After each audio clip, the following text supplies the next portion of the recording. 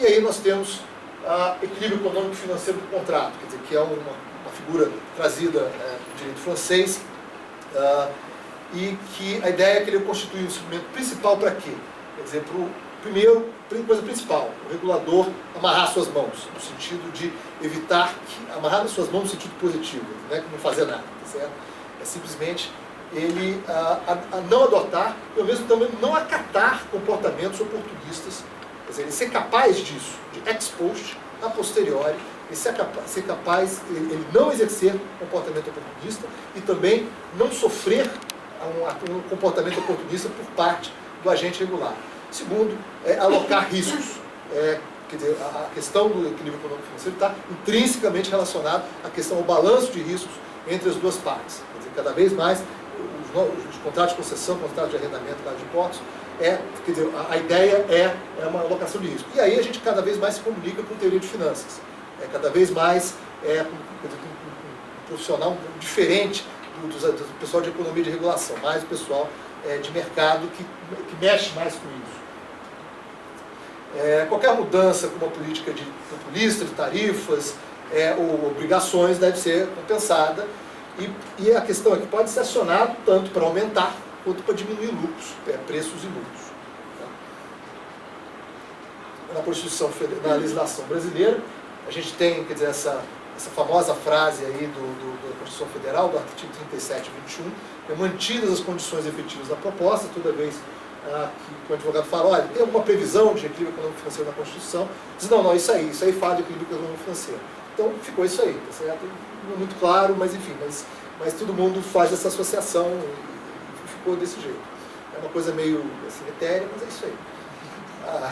As leis das concessões, onde isso está mais claro, revisões tarifárias que resultam da aplicação do equilíbrio econômico-financeiro, por mudanças nos tributos e encargos, parágrafo 3º, artigo 9, e alterações laterais do contrato do poder concedente, enfim, e o artigo 10, que define que o equilíbrio será definido no próprio contrato.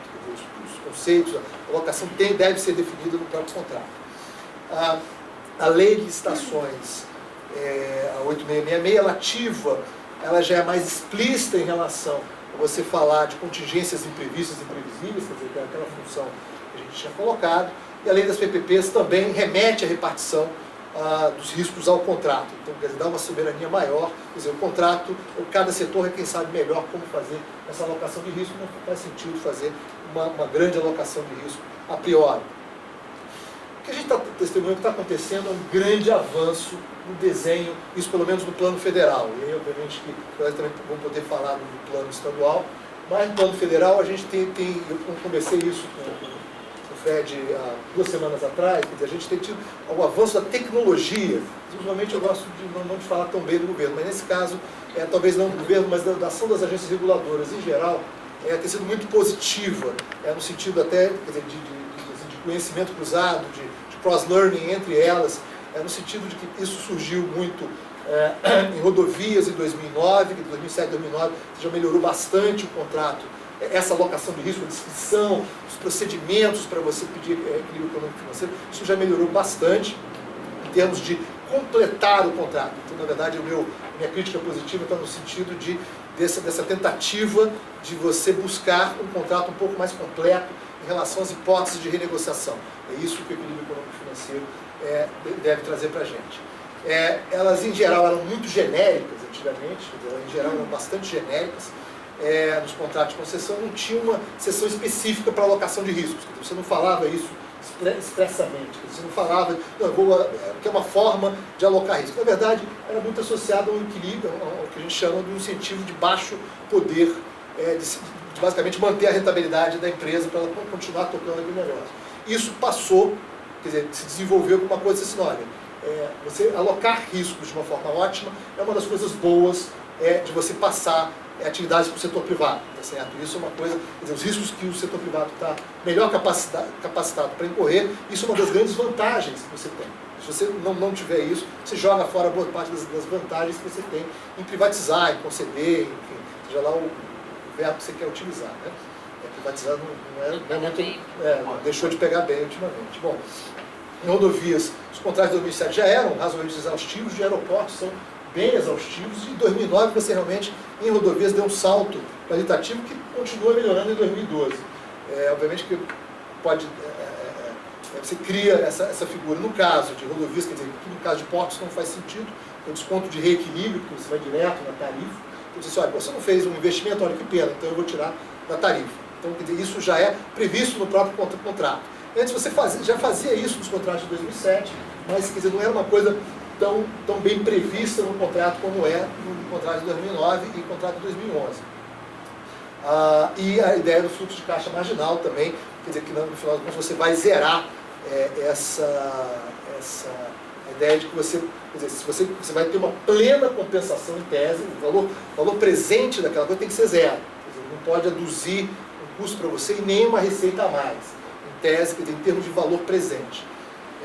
E isso pode, dependendo de como for, pode estar em linha com o tal do danos em expectativa da análise econômica do direito, ou seja, de você realmente você levar o concessionário, se você fez uma alteração unilateral do contrato ou outro mecanismo ativador do equilíbrio econômico e financeiro, se levar o concessionário exatamente para o ponto que ele estaria caso você não tivesse feito aquela ação. Certo? Em tese, essa seria uma...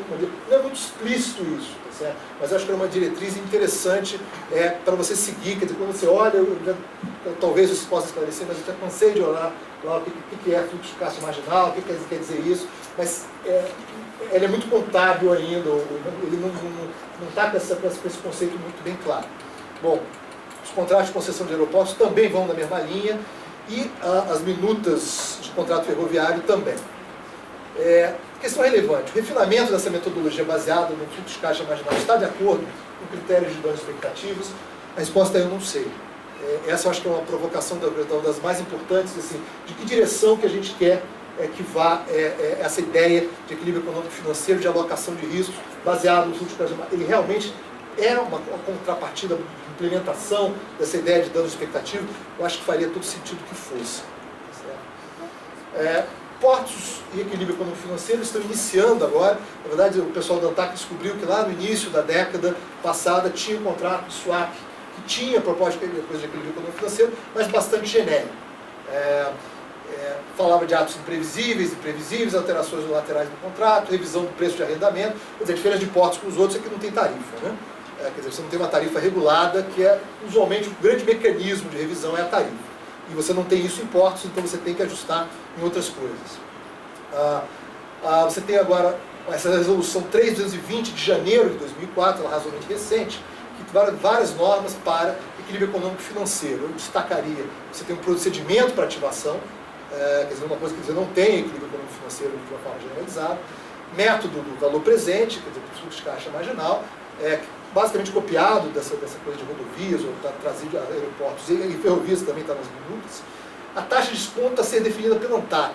Isso já não é muito agradável, quer dizer, já tem uma discricionalidade que pode ser elevada. De outro lado, na minuta do contrato você define Selic mais 2%, então já diminui um pouco a discricionalidade. Eventualmente se poderia pensar em outras formas, outros mecanismos, quer dizer, de não deixar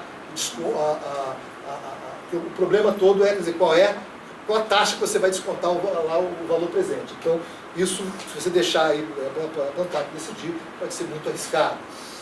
O que ativa impostos, quer dizer, você tem a materialização dos riscos definidos no contrato, a determinação, autorização de novos investimentos, autorização e execução de novos serviços de interesse, alteração da área de arrendamento e prorrogação contratual. Quer dizer, na verdade, a prorrogação contratual deve ser consequência, não sei por que ela em si está ativando, talvez se ela for, quer dizer, unilateralmente decidida pela ANTAC, enfim, mas o fato é que ela também pode ser remédio, quer dizer, se você não recuperou até agora, a gente vai ver mais na frente que ela é ela também é um meio de implementar. Então está aqui qual vai ser os meios de implementar equilíbrio econômico-financeiro em portos, pela resolução 3220 de 2014.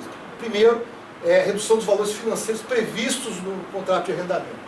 Então, quer dizer, o que você pagou, o maior valor de outorga, o critério, você pode reduzir esses valores, porque usualmente você paga em prestações. Então, você vai poder reduzir esses valores ou aumentar, dependendo de como é que vai ser isso, está previsto essa resolução.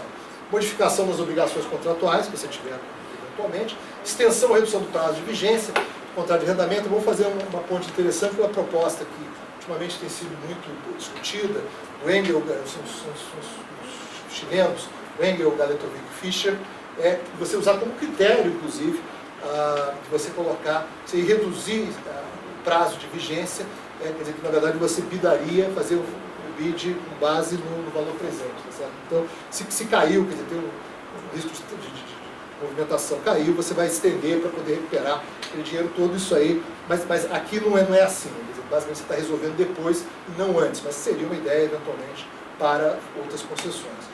Pagamento de indenização direto, quer dizer, que seria, na falta da tarifa, seria o mais direto.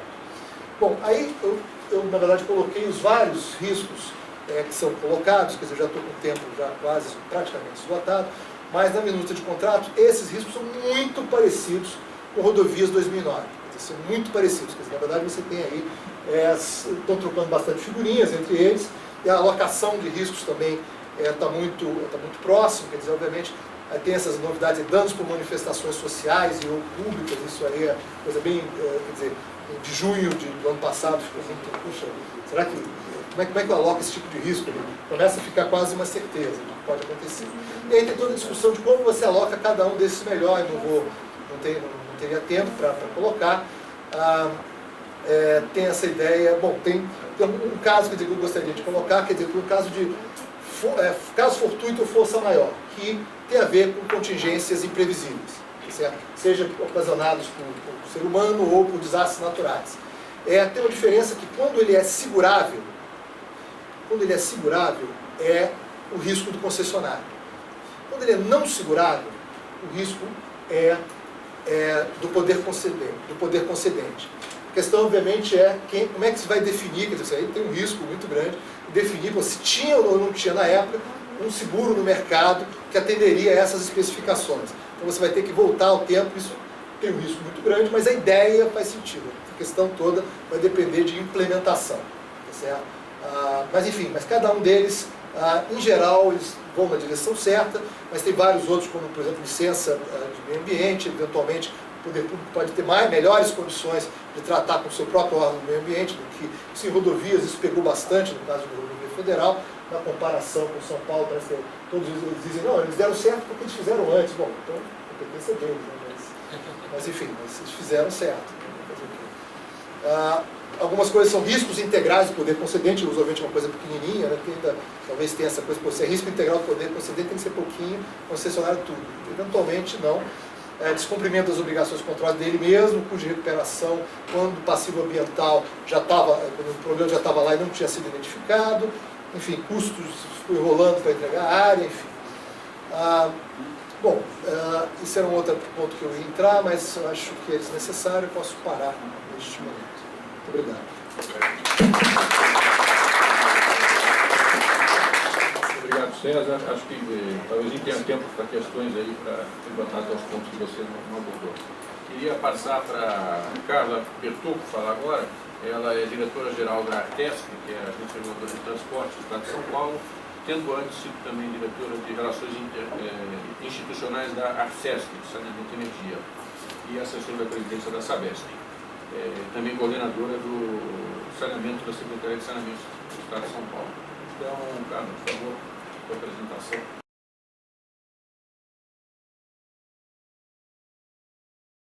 Obrigada pelo convite, a professora Fafina, a professora Livna. Quero agradecer aí a todos. A ideia é falar rapidamente hoje um pouquinho aí sobre concessão de rodovias.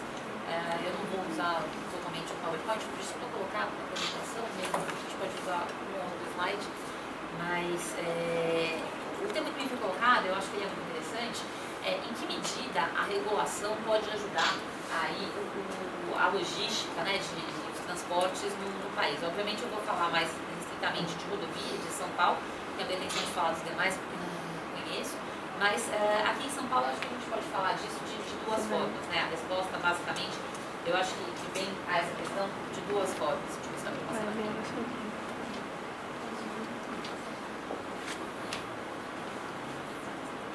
Bom, o que a gente está falando, o que eu estou considerando aqui como regulação, né? Então, todos os controles impostos pelo governo na atividade empresarial, sendo que nós, reguladores, a gente se identifica com duas tarefas, basicamente, que todo regulador faz. Então, discutir, monitorar, praticar, estabelecer tarifa técnica e definir padrão, nível de serviço, né? Nível mínimo, pelo menos, de serviço nos termos contratuais. E o objetivo maior é sempre garantir o cumprimento do contrato de concessão com o equilíbrio econômico-financeiro, aí tem uma bastante comentada pelo César, e sempre à luz aí das políticas públicas que estão consubstanciadas no contrato. Quer dizer, que políticas públicas são essas? São as metas de investimento, de nível de serviço, de prazos, né? Isso mais essencialmente no setor de rodovias. Em outros setores você tem inclusão de não, né, usuários que ainda não estão no sistema, enfim. Mas em rodovias é mais restrito.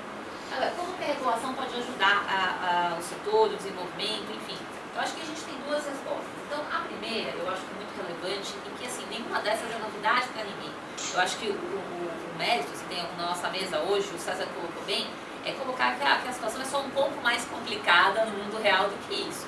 Quer dizer, que o que a gente tem que objetivar é conferir segurança jurídica, regras claras, transparência, previsibilidade, acho que todos já sabem, esse é o papel da agência reguladora, e não só da agência, mas da estrutura regulatória, porque a gente tem que pensar sempre no arcabouço regulatório de uma forma mais ampla, não é só a entidade reguladora, mas o conjunto de normas e também, eventualmente, o Ministério, a Secretaria, que tem aí algumas atividades vinculadas e que também impõem, determinam padrões e controles ao setor privado. Então, eu acho que esse é o grande mérito, tudo bem. Por que isso é importante? Porque isso reduz o custo de captação, né, dos investimentos que são tão necessários no nosso país e em rodovias e mais ainda em outros setores, tanto aqui em São Paulo como fora. E eles representam hoje, acho que isso é um dado importante no nosso acompanhamento, entre 60% e 70% das despesas, né? Quer dizer, é muito mais relevante o custo de capital do que qualquer despesa operacional de um concessionário de rodovia. Não dá para se comparar. Então, muitas vezes a gente vai e conversa, sei lá, por exemplo, com muitos deputados fazem esse questionamento, poxa, mas se reduzir, tiver mais gente usando sem parar, isso deveria reduzir a tarifa. Existem estudos em andamento, mas isso é absolutamente marginal, na terceira casa decimal. Quer dizer, a grande questão aí é o custo de capital. Então, por isso, quanto menor esse custo de capital for cobrado, né, do concessionário, aí que está se financiando para poder lidar numa concessão, certamente menor vai ser a tarifa. Aí existe uma discussão hoje em dia, eu acho que assim, é pertinente, embora eu não vou me alongar, sobre esse custo de capital, porque a gente está vivenciando um momento político, enfim, no Brasil, onde boa parte do financiamento vem de bancos públicos. E a gente não tem necessariamente aqui em São Paulo as mesmas condições ofertadas em outras concessões, em especial no plano federal. Aqui em São Paulo já se fizeram inúmeros ofícios ao governo federal solicitando as mesmas condições do BNDES para alguns projetos, sem resposta até então. Mas enfim, então, ponto 1, custo de redução do custo de capital. Boa regulação reduz o custo de capital, reduz tarifa. E o segundo, que eu acho bem importante, e a ideia é detalhar um pouquinho mais esse, é contribuir com a experiência do regulador, né, para que ele ajude na modelagem dos novos projetos, dos novos negócios, que é um pouco isso que o César falou, dessa experiência que as agências federais estão trocando figurinhas. É isso mesmo, e assim como tem entre as federais, tem entre as federais e as estaduais, dos mais diferentes estados e espectros políticos, entre as estaduais, entre os setores, né, eu acho que isso é muito rico. Uma coisa que às vezes incomoda um pouco, e agora eu percebo isso no setor de rodovias, é que você tem muito menos background no setor de rodovias quando comparado com regulação dos setores de rede, né? Quando você fala de energia, puxa, você tem um mundo que se abre em regulação de energia, um mundo antigo, né? Quer dizer, já vem de longa data, até porque em outros países a prestação de serviços de energia elétrica também é privada. Em rodovia, você tem um retrato fora do Brasil, principalmente nos Estados Unidos, majoritariamente público. São as authorities que prestam o serviço, que recolhem os tributos em cima de bonds que estão financiando aquele investimento. Então, você tem um outro trato da questão, você tem um desenvolvimento do regulatório nos Estados Unidos sobre isso. A Europa tem um caso ou outro, há ANAS na Itália, o órgão regulador em Portugal, mas ainda, eu diria que não tão significativo como nos outros setores, em especial energia, mas também nos outros setores de rede, como gás, telecom e saneamento mais recentemente. Que tem as suas dificuldades, mas também aí se baseia muito em energia. Então, a gente, em rodovia, a gente pode usar, eu acho que deve usar, os exemplos, as boas práticas dos outros setores. Mas como a gente tem uma situação diferente, não são um serviço de rede, a gente não tem um usuário identificado, que nem necessariamente você tem o RGI, né, o RG daquele usuário. Em rodovia não se tem. Quer dizer, e o usuário muitas vezes ele não passa lá todo dia. Você tem o heavy user, mas você tem muitos usuários que são esporádicos. Então a relação é diferente, o acompanhamento é diferente. E a tendência é que a participação do usuário, se ela já é de certa forma diminuta em outros setores, no setor de rodovias ela é menor ainda, a não ser em alguns casos muito específicos, muito pontuais, dos usuários mais organizados, como a Confederação Nacional de Transportes e algumas associações de caminhoneiros. Mas, lógico, o grosso da receita vem do setor de transporte mais pesado, mas o maior número de veículos são veículos leves. E esses são usuários aí que não estão tão no dia a dia relacionados aí ao setor. Mas enfim, então o que eu acho que é importante? Quem está no dia a dia da execução do contrato, quem percebe os problemas que a modelagem está dando ou os pontos positivos que a modelagem propiciou, é o regulador. Então é muito importante que essa experiência regulatória ela seja, enfim, levada em consideração pelo poder concedente no momento de se fazer novas modelagens. Então acho que esse é um ponto que a gente pode ajudar bastante. E eu acho que as agências aí vêm podendo trazer esse feedback ao executivo. E o segundo ponto importante é colaborar com as adaptações das mudanças. E aí faço minhas as palavras do César, quer dizer, o mundo ideal está longe de acontecer. Quer dizer, então a gente teve recentemente, alguns dos colegas aqui também na GV, no Rio de Janeiro, no Congresso, e um dos professores aí, as autoridades mais reconhecidas na área de regulação do Reino Unido, falou, quer dizer, até no Reino Unido a gente teve mudanças, né? Então, nos contratos de concessão. Então, o grande desafio, eu falo isso muito para analista de mercado, que cobre muito o setor de rodovia, a gente tem 10 das 19 concessionárias de rodovia aqui em São Paulo com ações na Bolsa, a questão não é que não pode haver mudança. Assuma que vai haver. Não é só porque você está no Brasil, isso que eu brinco. O Reino Unido também fez mudança, mas o Brasil tem e vai ter. A questão é como que o contrato e essa estrutura regulatória está preparada para lidar com essas mudanças. Não parte do pressuposto que, seja porque o governo mudou, seja porque o usuário tem novas demandas, seja na questão das contingências imprevisíveis, que acabam demandando mais investimentos, além da questão do comportamento oportunista. Mas o fato é que elas acontecem. E aí, o meu objetivo hoje para vocês, passando rapidamente, que no PowerPoint a gente acaba mostrando muita coisa, falando muito, mas são alguns exemplos que eu estou chamando de casos concretos de mudanças que aconteceram e com as quais a gente tem que lidar. E a complexidade que isso traz, né? Você mexe no contrato, e o regulador tem que ter muita ciência disso, o regulador e o regulado. Você mexe num ponto aqui do contrato, ele vai ter repercussão por todo o contrato e por toda a vida daquele contrato. Então, nenhuma alteração ela é trivial. Não existe isso. Recentemente, numa conversa com um desembargador do Tribunal de Justiça aqui de São Paulo, ele falou, mas doutora, desse jeito, com todos esses documentos, a senhora está me dizendo, isso é para não funcionar, porque são muitas variáveis. Dá para fazer? Tem que dar.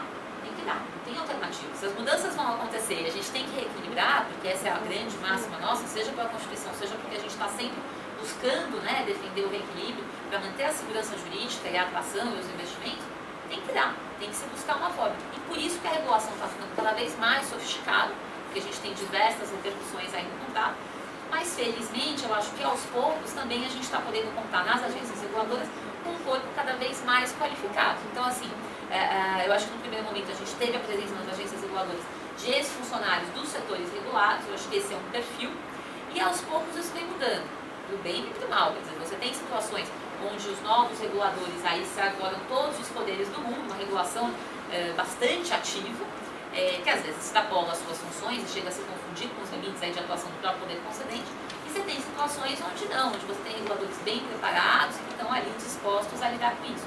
E isso é necessário, quer dizer, seus reguladores têm que ter mestrado, têm que ter doutorado, não digo que o diretor-geral tem que ter, ele tem que ter onde se apoiar, porque os concessionários sempre, e é razoável que seja assim, vão contratar os bons pareceristas jurídicos, os bons estudos técnicos. O poder público tem que se preparar para fazer frente a isso, senão a gente fica sujeito aos comportamentos oportunistas e todos os ganhos que a gente teve com esse regime de concessões, de parcerias público-privadas, são inegáveis, e aqui em São Paulo não se tem nenhum tipo de melindre com isso, né? Acho que isso em São Paulo é muito tranquilo. A gente pode vir a perder se o Estado não se preparar, o Estado lato sensu, para lidar com essas situações. Então aqui hoje a gente tem, para vocês terem uma ideia, o São Paulo bastante grande,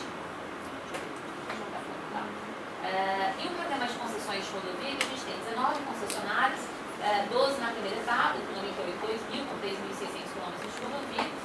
mais a segunda etapa com mais 2.700 quilômetros. Então, concessões em eixos aí muito importantes do Estado. E o que a gente considera hoje aqui que é importante? A TESP, ela foi criada aí há 12 anos atrás, e tem um retrato, eu acho que ao longo do tempo, junto com o programa de concessões rodoviárias, bastante positivo. Então, não são só os 6.000 quilômetros de rodovias fiscalizadas, com uma fiscalização bastante presencial, uma vantagem que a gente acaba tendo comparativamente em relação à União, que não consegue às vezes estar tão presente quanto o Estado pode estar, e com isso pegar mais no pé para garantir o investimento. Acho que isso é um dos diferenciais grandes quando a gente compara modelos, fala, puxa, lá no governo federal demora mais para fazer investimento. Eu acho que não é nem uma questão contratual, em geral eu debito muito na conta do contrato, mas nesse caso especificamente, eu acho que até o governo federal muitas vezes dispõe de ferramentas contratuais melhores do que as nossas. O processo de notificação e penalização em São Paulo não é dos melhores, mas a gente tem uma fiscalização no dia a dia, uma fiscalização muito proativa no sentido de, não conseguiu a licença ambiental? Pois bem, então nessa discussão da alocação dos riscos, a gente sempre aloca os riscos, por exemplo, ambientais junto ao privado, com as exceções, como você bem lembrou, no setor de portos, mas às vezes o privado não consegue o diálogo lá dentro da CETESB ou da Secretaria de Meio Ambiente com tanta rapidez quanto o poder público consegue. Então é importante que esse trabalho seja feito junto, né? E eu acho que isso a gente tem conseguido. Então, por isso que eu acho que o nível de execução dos investimentos em São Paulo é uma das razões que ele é maior do que o governo federal, eu acho que é esse. A gente teve aí só no ano passado quase 900 milhões de veículos pedagiados e 8 bilhões e meio de reais arrecadados. Temos aí sempre, aí dentro da pesquisa CNT, quase a totalidade das boas rodovias aqui no estado de São Paulo. E a exceção de São Paulo, sempre você tem aí no quadro a rodovia Dutra e às vezes uma rodovia do Rio Grande do Sul, que também são concedidas. Então não há dúvida de que o modelo de concessão ele é um sucesso. Eu acho que ele é um sucesso quando a gente pega principalmente o indicador de redução de acidentes. A gente está falando de redução de mortes. Então aqui em São Paulo, desde o início do programa de concessões, a gente tem mais de 50% de redução no nível de mortes nas rodovias, mesmo comparando com um incremento bastante expressivo no volume de veículos que trafegam. Então tudo isso vai dizer assim, é um bom modelo? Eu acho que é. Concessão de rodovia, eu acho que é um dos casos mais simples e mais interessantes de parceria público-privada, seja PPP, como aqui no Brasil, seja a concessão. Mas a questão é, e daqui para frente, né? A pergunta que me foi feita é, o que dá para fazer para melhorar? E aí o grande ponto, e hoje a minha principal crítica ao modelo de concessão de rodovias é que ele não tem, talvez por eu ter vindo de outros setores, eu acabo fazendo essa crítica com mais frequência, ele não prevê o que a gente tem, por exemplo, em saneamento, energia e gás, que são as revisões tarifárias periódicas, onde você revê o plano de investimento, você revê alguns inputs do contrato original. Então, eu acho que isso dificulta muito a permanência, a existência desse contrato ao longo de prazos tão longos, né, como 20, 30 anos. Então, o grande desafio aí é como manter o equilíbrio da proposta original, mas ao mesmo tempo adaptar isso à vida do contrato e à vida das pessoas, né? Então, acho que esse é um dos grandes pontos. E quando a gente tem, como é o caso de concessão de rodovia, uma TIR estabelecida, e TIR, no caso do primeiro lote de concessões, TIRs que são bastante elevadas, variam entre 18% e 21% real desalavancado, né? E na segunda etapa aí uma média de 12%, que são valores bastante consideráveis. Como é que você alinha isso com a realidade que a gente está vivendo e com novas necessidades que surgem? Quer dizer, né, questões imprevisíveis. Você vai sempre voltar aos parâmetros econômico-financeiros do contrato original? Essa é uma discussão que a gente tem. E uma discussão que passa por aí, e que eu acho que assim, nosso desafio é, tendo em vista essa TIR, como é que a gente cutuca os concessionários, está aqui o cara representante aí da BCR, já me ouviu falando isso, mas como que a gente cutuca os concessionários para não ficarem acomodados, continuarem correndo atrás de inovação, continuarem correndo atrás de eficiência, se no fim do dia, lógico, dentro da matriz de risco, essa TIR de 18% a 21% pode não se concretizar se a demanda cair, por exemplo, ou surgir aí um custo, uma despesa mais significativa. Mas, em linhas gerais, ela chega muito próximo disso. Então, como é que a gente provoca essa turma para melhorar? Então, o que a gente está criticando e provocando hoje em dia, é um pouco a gente que eu estou falando hoje, a gente tem um bom cenário, mas a gente precisa melhorar. E aonde a gente precisa melhorar? Então, a gente tem boa qualidade das rodovias, tem investimentos importantes que foram feitos, tem problemas com fluidez na chegada das regiões metropolitanas, isso está um caos. A gente brinca, mas o regulador de rodovia mais fala hoje em dia que a saída é trem. A gente precisa de trem em São Paulo, a rodovia não dá conta, a gente já expandiu aí, a Bandeirantes está com 5 faixas, Imigrantes com 6 faixas, Carvalho Pinto com 6 faixas, não tem mais para onde aumentar. Então a gente precisa aí do modelo rodoviário. E temos um problema aí, a tarifa com preço fixo, que é aquela tarifa que a gente chama de TCP, que é o trecho de cobertura da praça de pedágio, e que era a única possível no momento da concessão. Então isso não é uma crítica no sentido de que, puxa, podia ter sido feito diferente? Não, não podia. Aquilo é que era possível para aquele momento. Acontece que hoje você tem a tecnologia, você tem aí uma modernidade, você tem um usuário cada vez mais atento, cada vez com mais informação e cada vez mais exigente.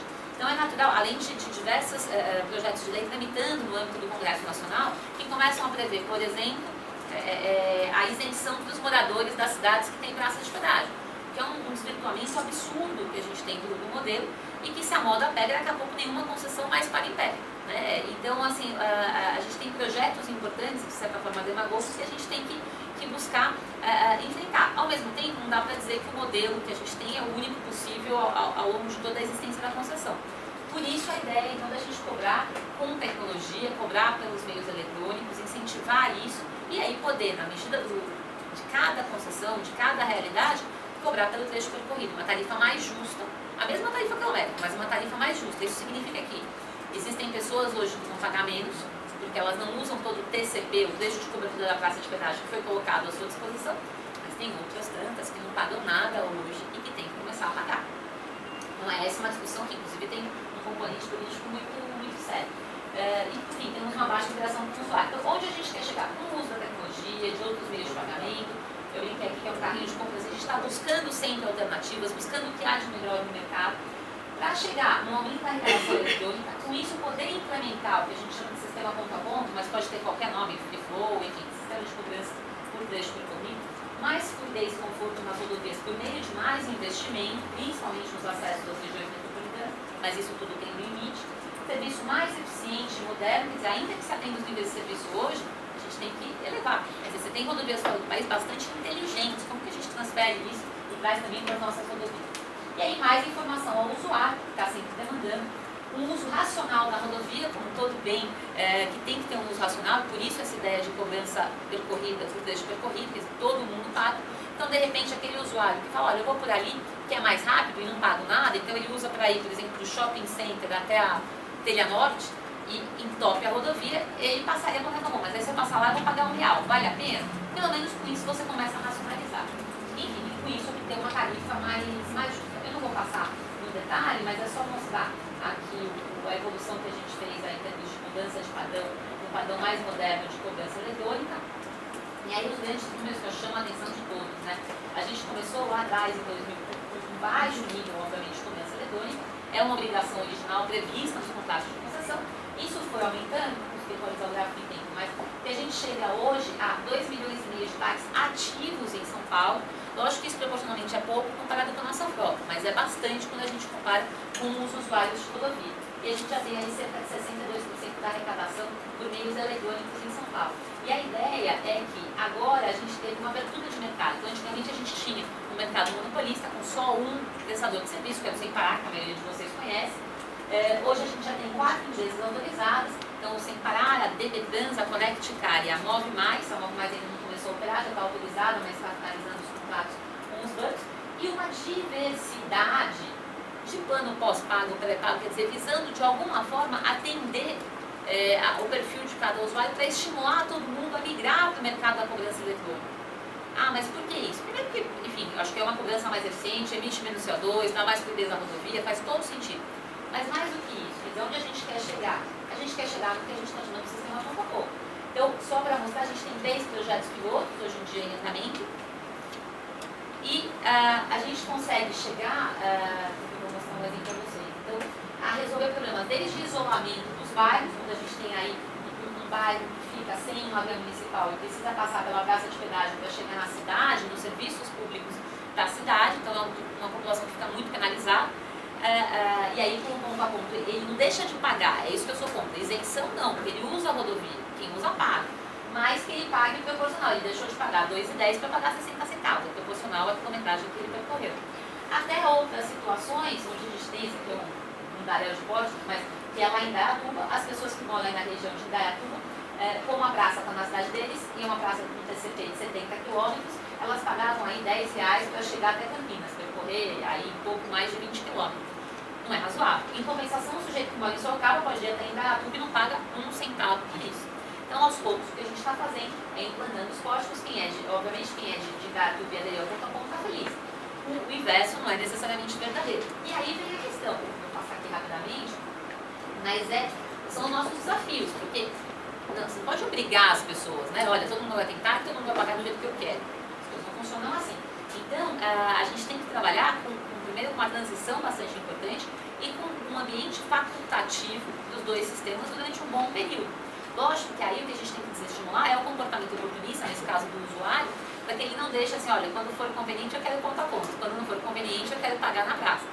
Uma vez aderiu a um, vai pagar desse jeito por todo sempre. Ou, então tem o tag, adere e paga manualmente na praça de pedágio. Então esse é um dos desafios, mas assim, eu quis usar esse exemplo só para mostrar a complexidade que são os contratos de concessão que a gente tem hoje em dia. Então, quando você altera um determinado momento, quando você se propõe, então a gente tem 3 projetos pilotos hoje, numa esfera bastante pequena, em andamento em 3 rodovias, vamos implantar em mais 2 rodovias agora até o final desse mês de agosto. E, obviamente, a ideia é ir implantando aos poucos, mas é um caso. Então, com isso a gente tem que rever a matriz de risco no que se refere aos custos, ao risco de demanda, enfim. Então, todo o conjunto de repercussão que ele traz para o contrato de concessão.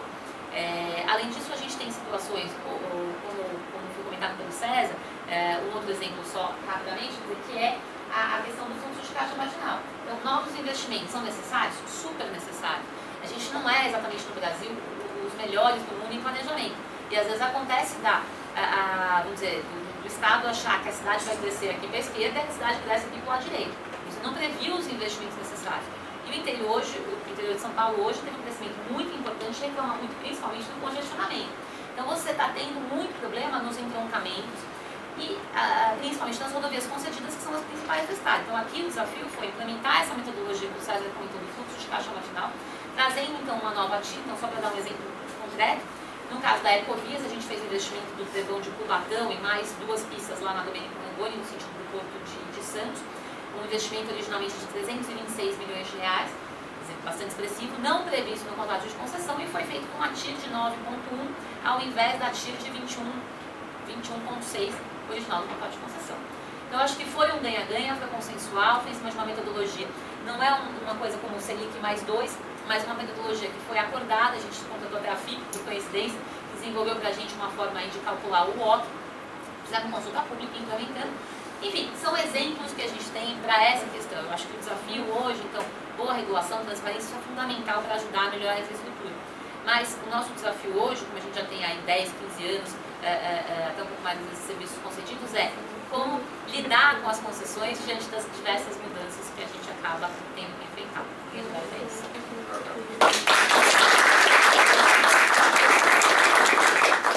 Queria passar agora então para o Frederico Pirola, que é sócio-diretor da PESCO Análises, também coordenador do programa de mestrado e doutorado da Gestão Internacional da ESPM e dos cursos de Master e MBA da FGV.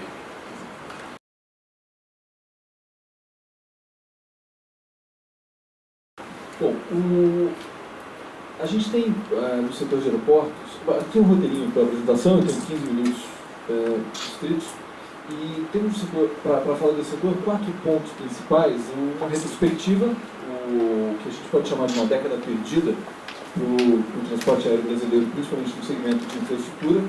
Em segundo lugar, as respostas de política, as estratégias que foram dadas em relação a esses problemas de grande monta que a gente vivenciou nesse período, os desafios remanescentes, a agenda, que principalmente discutindo o programa de concessões recente como resposta a esses problemas que nós verificamos, e finalmente, se der tempo, um pouquinho da discussão, que é a discussão da hora, sobre a aviação regional.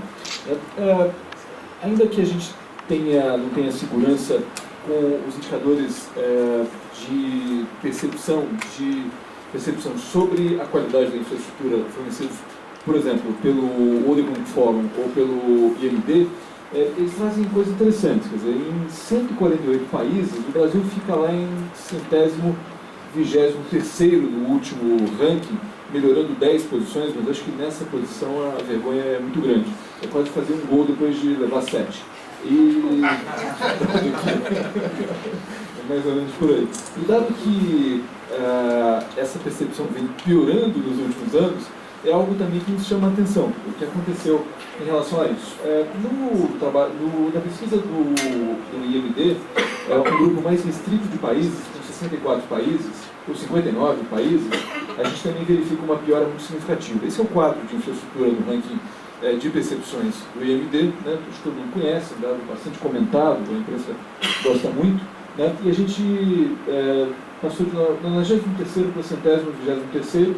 O indicador de assentos disponíveis, em relação com o ESC da aviação, é sempre bom porque ele é muito próximo de tamanho do país, de extensão territorial, demográfica, etc. Então a gente aqui está bem, e isso aqui viesa para melhor a nossa posição de infraestrutura, isso aqui está subestimado. Só para dar uma ideia do que está acontecendo, quando a gente olha uma comparação entre dois elementos, no eixo vertical desse diagrama de dispersão, você tem a melhoria de qualidade no ranking do IMD.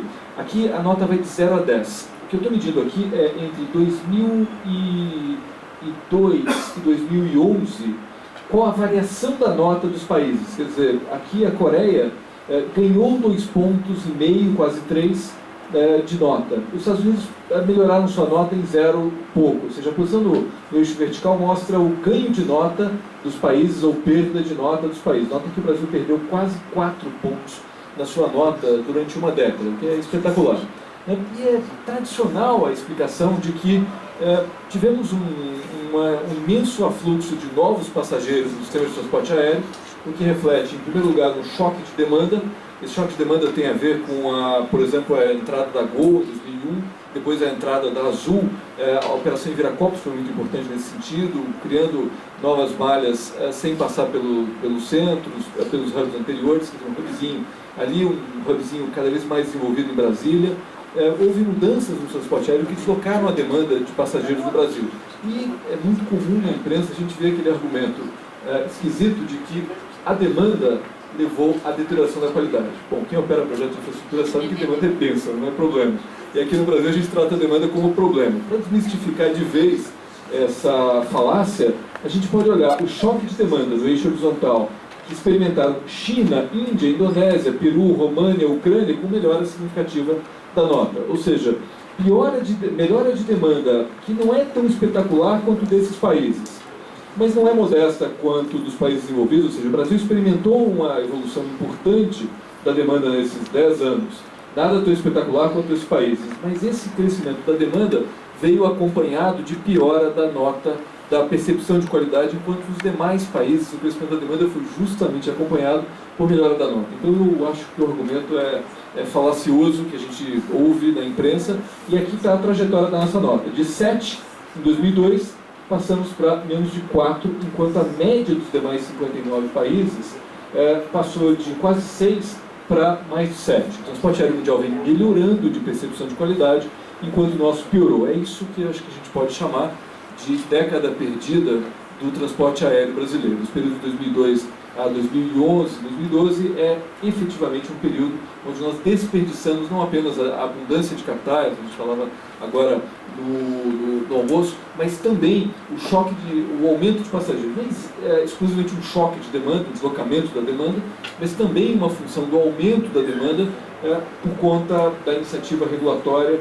que reduziu preços, que melhorou que reduziu o preço do sistema. Isso também aumenta a demanda sem ser necessariamente um choque nessa demanda, não é apenas um deslocamento, né? Então nós temos aqui tem um conjunto de respostas. O que se fez em política pública na última década para endereçar esses problemas graves no setor de transporte aéreo?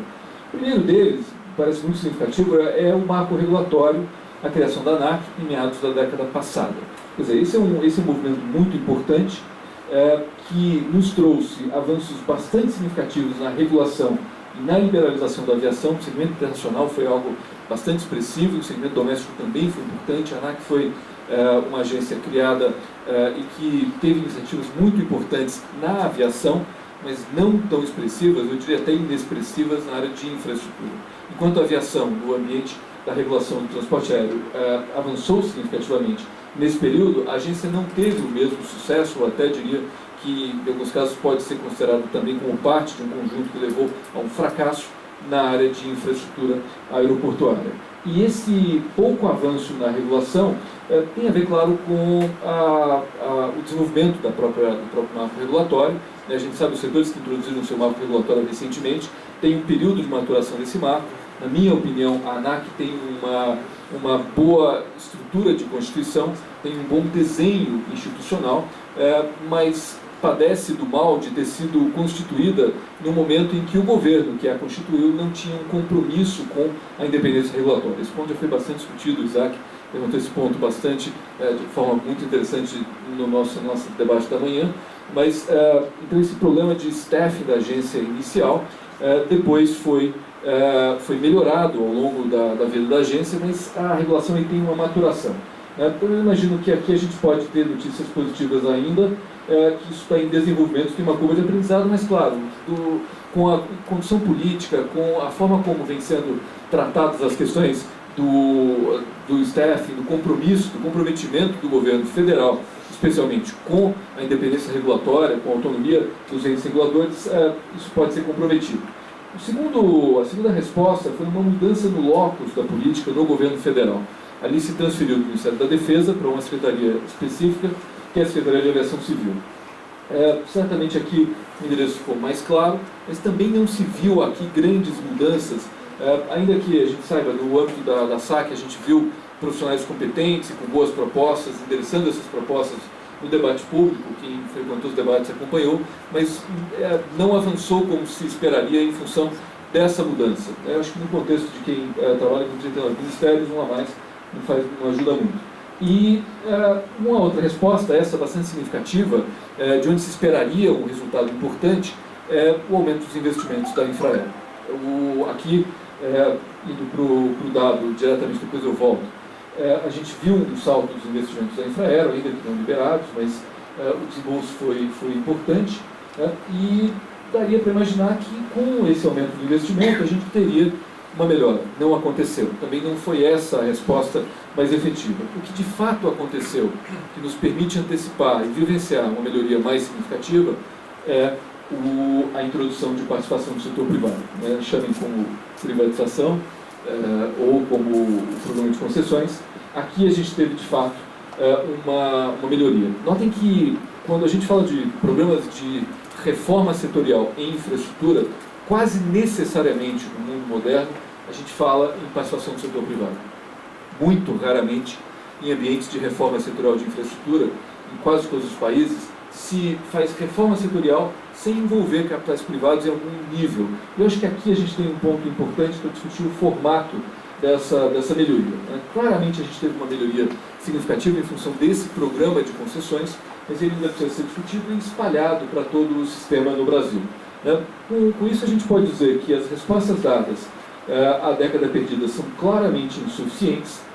Tivemos uma insistência por um longo período no modelo Infraero, que de certa forma, fora do ambiente concessionado, ainda permanece, e portanto não dá respostas para ambientes fora dos aeroportos já concessionados, são meia dúzia deles, mais alguns pontuais, e a gente já percebeu os melhores resultados com essa dupla de participação do setor privado e mais regulação. A Carla dizia sobre rodovias, a gente pode observar em outros setores, isso é muito importante. A participação do setor privado em si, na literatura internacional, não é um driver que exclusivamente melhora o serviço, quer dizer, privatização não é o que melhora, o que seguramente afeta desempenho, qualidade e eficiência é a combinação de participação do setor privado com boa regulação, seja ela contratual, seja ela por entidades independentes. O ambiente de regulação contratual para nós é muito mais claro depois da legislação de PPP. O César mostrou bem na apresentação dele que muitos dos dispositivos que a gente tratava como equilíbrio econômico-financeiro de concessões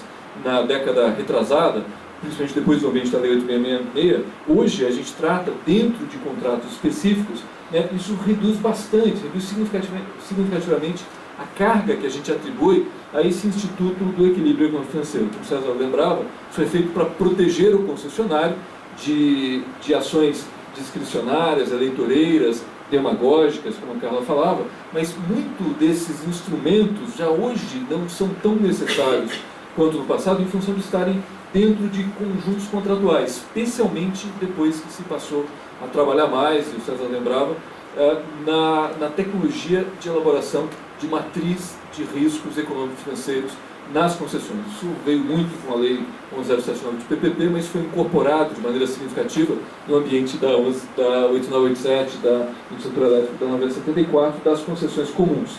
Né? E finalmente, para a gente obter uma melhor resposta disso, então a gente precisaria de uma combinação de melhora da modelagem de concessões, quer dizer, envolver mais o setor privado, mas com bons modelos, acoplado com uma melhora da regulação de forma estável. Isso acho que é o desafio que nós temos que enfrentar de forma significativa. Só para dar uma ideia de quanto a gente vem investindo, esse estudo que nós fizemos, eu e o Marcelo Alan, publicamos inclusive esse estudo do valor econômico recentemente, como vocês devem ter visto, num artigo do Valor, né? Essa é a trajetória do investimento em infraestrutura no Brasil entre 2000 e 2014, mas particularmente no setor de aeroportos. Nós temos o setor de transportes, que virou foco da iniciativa do governo federal. Houve um salto significativo dos investimentos, né, para não dar só notícia ruim. Acho que o Valerinho parte desse aumento aqui, depois ele conta, né, qual é a participação dele nesse salto de investimentos no setor de logística, que notem que isso aqui é um aumento de 3 vezes, ainda tímido relativamente ao que aconteceu em setores que experimentaram reformas como telecomunicações, setor que foi discutido anteriormente, que teve um salto espetacular de investimentos. Quer dizer, a gente hoje trabalha com níveis com necessidades de investimento em telecom bem menores, e já discute questões muito mais finas. Quem acompanhou o painel anterior percebeu isso, né? Mas seguramente em logística a gente não investe muito pouco, precisamos investir muito mais. E aí a gente poderia passar então ao desenho do que a gente dispõe do ambiente contratual de projetos de infraestrutura no Brasil, que tem basicamente 2 grandes possibilidades. Para ilustrar essas possibilidades, esse quadro mostra no eixo vertical, aqui é uma carteira hipotética de projetos, uma carteira simulada de projetos, aqui o retorno privado do projeto, a gente poderia chamar de uma TIR de projeto. E aqui no eixo horizontal a gente chamaria do retorno social do projeto, que inclui o retorno privado e ainda as externalidades que o projeto é capaz de gerar, né? Em alguns casos, externalidades muito significativas. Infraestrutura em geral são externalidades de grande monta, né, que são geradas com a realização do projeto. Para projetos com alto retorno privado, a gente tem basicamente 2 alternativas. A concessão caracterizada como Instituto na Lei Brasileira, que prevê reversibilidade dos bens, tem seus problemas. O caso muito interessante do saneamento do Chile, a Carla conhece bem, lembra da Magali comentando que na hora que vai ver, exatamente, a Magali Espinosa, a presidente da agência reguladora desse setor no Chile, um comentário fantástico, ela mostra que quando vai chegando perto do final do prazo da concessão, o investimento despenca. Para os serviços privatizados, o investimento cresce, porque aí você tem uma oportunidade. Então a concessão obviamente significa abrir mão de um incentivo ao investimento no final do prazo contratual. E aí o César lembrou bem, o Williamson, a teoria toda sobre intervalos de relação contratual é muito eloquente nesse aspecto. Por outro lado, e aqui no setor de aeroportos, a gente poderia chamar também a privatização de autorização, instrumentos mais leves, que não envolvem reversibilidade, que implicam, acho que acabou o tempo, que implicam em outras características. Já para projetos de baixo retorno privado, até negativo, e alto retorno social, a nota de corte aqui não importa, mas para alto retorno social a gente tem a legislação de PPP e dentro do sistema infraero, cada setor vai ter uma característica desse aspecto, o subsídio cruzado, que seria da infraero. Esse é o quadro disponível no Brasil. Quer dizer, o que a gente precisa avançar no Brasil é de explorar essas possibilidades, combinando essas possibilidades de uma forma mais efetiva para conseguir gerar instrumentos mais interessantes. Eu não vou entrar em detalhes sobre o desenho das concessões que foram realizadas em 3 rodadas. Eu chamaria de uma primeira rodada, que não é bem uma rodada, a concessão do aeroporto de São Gonçalo do Amarante, depois dos 3 aeroportos, Guarulhos, Viracopos e Brasília, depois Galeão e Confins. Mas aqui a gente teria belos pontos de discussão que levam às seguintes conclusões. Uma primeira é que houve um planejamento insuficiente tanto da concorrência pelo mercado, quanto da avaliação sistêmica desses projetos, não só em relação aos demais aeroportos, do tipo de competição que eles podem ter entre si. Acho que pouco a gente tem segurança de qual é o nível de competição que esses equipamentos vão estar sujeitos entre eles próprios. Mas também em relação a bens complementares. No almoço, o caso do trem-bala foi muito bem citado pelo Isaac. A gente tem equipamentos complementares ou substitutos de infraestrutura, nesse caso substitutos, complementares, eu diria, por exemplo, o acesso ao aeroporto de São Gonçalo do Amarante, que não estava pronto próximo à conclusão do aeroporto. O aeroporto da Zona da Mata também tem o equipamento pronto sem o acesso adequado. Demonstra uma falta de planejamento impressionante desses equipamentos. E, finalmente, um problema de concorrência gravíssimo, que é exatamente, você não chega de avião, mas chega de carro. Isso mesmo, chega de Jeep e de avião. São dois veículos para chegar lá. Carro comum, esquece. E, finalmente, um problema gravíssimo de concorrência que você tem, e esse talvez seja o mais grave de todos. Essa é uma jabuticaba que é quase uma excrescência, que é a participação do operador estatal em todos os aeroportos da segunda rodada de concessões. Esse não há justificativa econômica razoável, plausível, para algo dessa natureza. E, óbvio, na modelagem da concessão se falava em competição e se socava a Infraero em todos eles, como se o ente estatal fosse composto por pessoas que, uma vez na capacidade de agentes públicos, se tornam puros e imunes a qualquer tipo de interesse econômico. Exatamente. Exato. De manhã o Isaac lembrava muito bem, A gente tem um gravíssimo problema de quase uma isenção antitrust às estatais brasileiras que fazem o que bem entendem, e isso traz problemas seríssimos para o desenho de reformas setoriais como essa. Eu vou entrar na discussão dos regionais, Isso aqui é basicamente uma demonstração de como a aviação regional é diferente, mas deixei aqui para se tiver alguma discussão sobre o pacote de aviação regional, que é o foco da vez agora, Se vai sair ou não é outra questão, eu diria que não, mas é o ponto de debate da atualidade. Obrigado.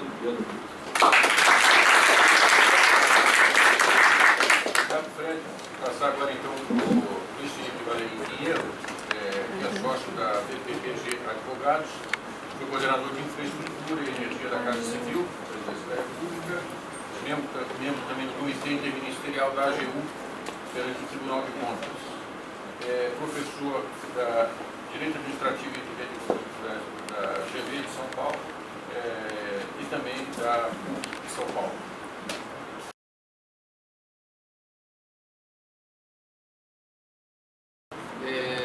Primeiramente, depois vou perguntar por que eu fiquei por último. Vou tentar interpretar que é o setor que está menos desenvolvido. Vou interpretar aqui. E a ideia aqui é falar rapidamente com vocês então sobre essa questão de ferrovias e onde estamos e para onde vamos. Vou perder muito tempo na agenda aqui, porque vai ser rápido. Mas basicamente uma das coisas importantes no setor de ferrovias, talvez com o que o César comentou, talvez sejam os dois últimos setores que pelo menos o governo federal tentou mexer. Eu, como sou egresso do governo federal, uma das melhores coisas é que eu parei de apanhar tanto em público. Então, agora vocês podem bater no governo federal, que eu não faço mais parte dele. Ajuda, Isso, obrigado. Meu primeiro semestre. Mas, vindo do histórico dos setores, o setor de portos, talvez é o penúltimo, como o César comentou, ele não foi para a rua, ele está engargalado no Tribunal de Contas da União, tem um esforço grande do governo federal de colocá-lo na rua, e um pouco atrás nesta corrida, o setor ferroviário, ou seja, ele também engargalado em idas e vindas no Tribunal de Contas da União, mas, de fato, agora estando fora do governo federal, acho que existe uma maturação, ele está também uns passos atrás em termos de maturação dos estudos e da viabilidade, tanto técnica quanto econômica financeira. Os projetos ferroviários estão, de fato, um pouco atrás. Então, o que faz, talvez, a chance disso, o governo, no final, decidiu abrir as famosas PMIs para se aprimorar os estudos técnicos de engenharia e os estudos econômico-financeiros para densificar, para poder lá na frente oferecer projetos, pelo menos com risco mais identificado, uma equação econômico-financeira e os investimentos mais qualificados. Então, diria por isso que é o último setor, talvez, desses. Mas aqui, talvez, é algo trivial para alguns, a ferrovia seria o transporte do Brasil. Deveria ser, mas não é. É o que esse slide diz. Ou seja, cargas volumosas com distância entre 400 e 1.500 quilômetros. O transporte é a ferrovia por essência, que é os nossos minérios e grãos, que é uma das nossas maiores pautas, em distâncias dessa envergadura. É o que temos no Brasil. Rodovia, que é o que nós temos muito desenvolvido, é o transporte da onde? Da Holanda, né? Ou seja, cargas pequenas em curta distância ou de alto valor agregado. Eu digo, aqui no Brasil a gente inverteu essa questão. Temos a rodovia desenvolvida, sem nenhum demérito, né? Mas deveríamos ter muito mais ferrovia. Aqui só um panorama de como é a nossa malha. Ou seja, um país que tem uma vocação, deveria ser uma vocação por essência em ferrovias, comparativo. Eu nunca quero comparar nada com os Estados Unidos, né? Mas se compararmos, por exemplo, com Rússia, vemos que há um problema muito sério em concepção de modelo em países continentais, né? E aqui uma questão de velocidade da nossa ferrovia, ou seja, esta pouca ferrovia funciona nesta velocidade, ou seja, uma velocidade muito baixa, uma quantidade de investimentos ainda muito intensa. Esse, não sei se é possível enxergar, seria um mapa das nossas concessões ferroviárias, que é um pouco ampliando aquele diagnóstico anterior. E nesse diagnóstico também é falha essa foto. Por quê? Esta pequena malha, ela não é operacional. Ou seja, o que é de fato operacional? Seria algo dessa escala. Ou seja, aqui a intensidade da cor significa o nível de utilização dessas malhas. Então, na verdade, o que é ferrovia operante no Brasil? Isso. O que está em verde intenso é o que de fato opera. O que está em cinza, a gente vê em que pés existente e pequeno não opera. Conclusões, talvez, de como foi o sistema de concessão até então existente.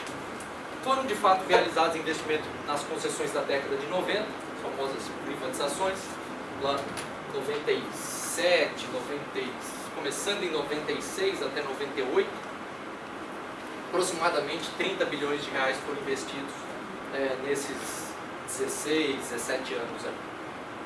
Melhorias no transporte ferroviário aconteceram nessas variáveis.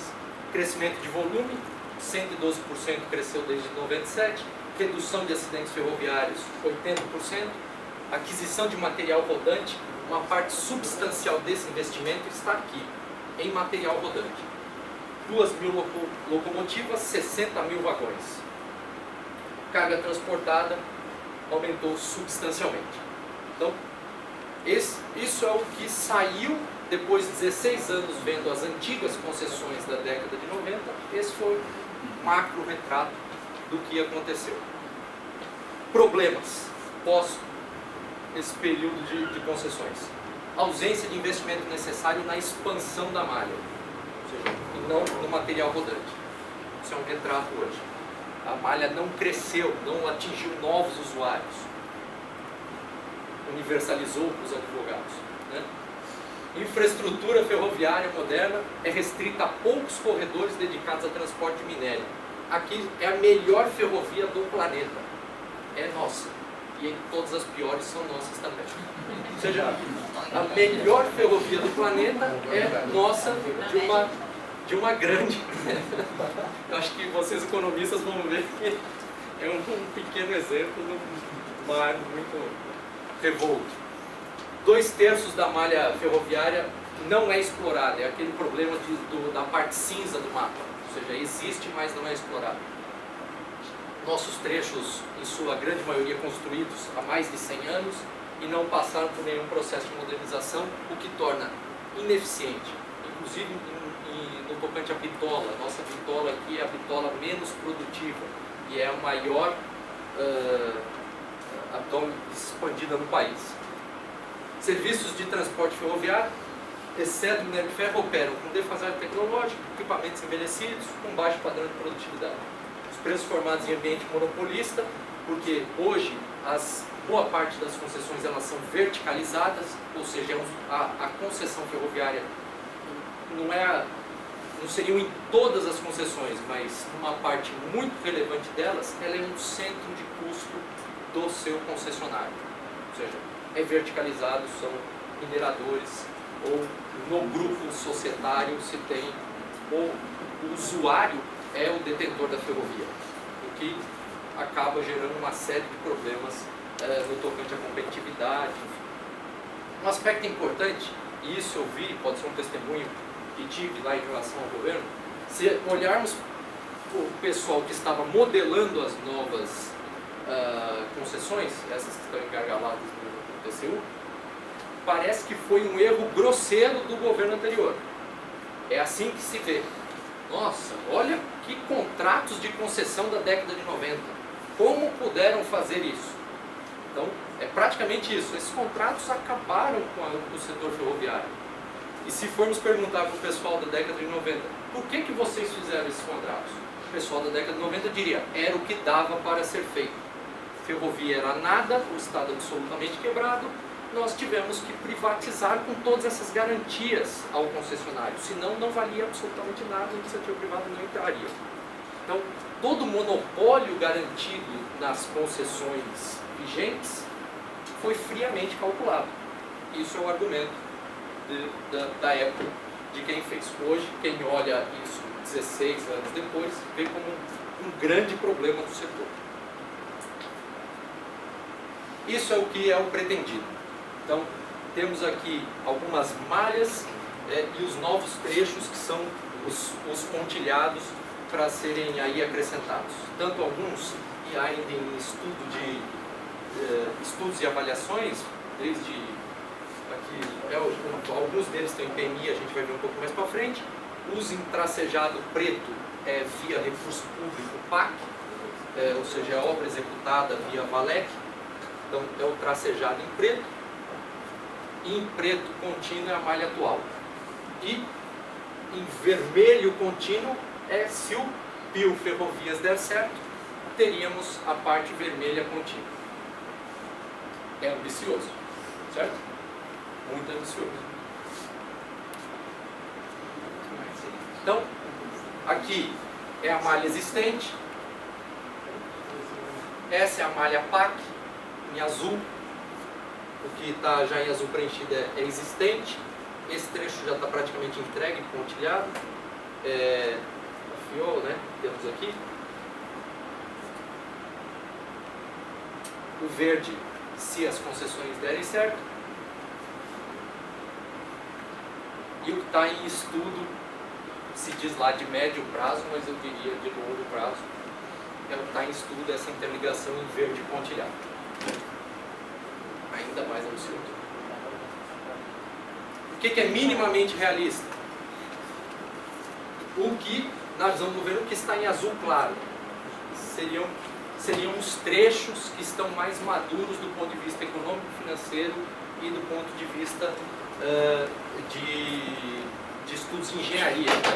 Isso eu escutei muito de engenheiros me explicando que obras longitudinais, o problema do risco é muito maior. No sistema de rodovias, a maioria dos investimentos se dá em duplicação, mas então já se tem um conhecimento mínimo sobre a obra de engenharia necessária. Em ferrovias isso não é uma realidade. Em ferrovias se parte do zero, é uma obra longitudinal, com riscos de engenharia muito relevantes e absolutamente desconhecidos.